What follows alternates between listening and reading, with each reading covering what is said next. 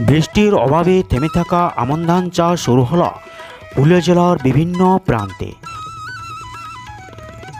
পুরো আষাঢ় মাস জুড়ে জেলার কোনো প্রান্তে এক ফোঁটা বৃষ্টি দেখা পাওয়া যায়নি। চারিদিকে তীব্র রোদে খাঁ খাঁ চাষের জমি।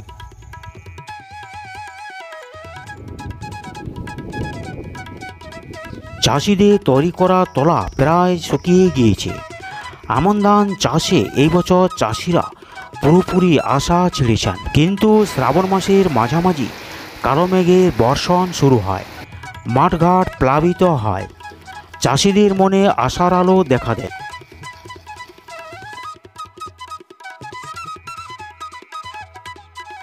মাঠে মাঠে শুরু হয় আমন ধান চাষের তোলা রোপণ।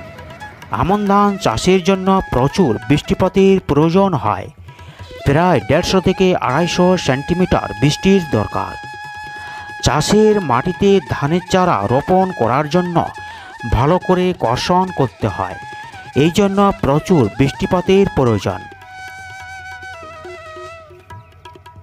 এছাড়া ধানের তলা তোলার জন্য মাটি খুবই নরম হওয়া দরকার, যাতে খুবই সহজেই তলা তুলে নরম মাটিতে রোপণ করা যায়। জেলার প্রায় 90% এলাকাতে শ্রাবণ মাসের মাঝামাঝিতে আমন ধান চাষিরা রোপণ করে ফেলেছে। বৃষ্টির অভাবে থেমে থাকা আমন ধান চাষ শুরু হলো পুরুলিয়া জেলার বিভিন্ন প্রান্তে।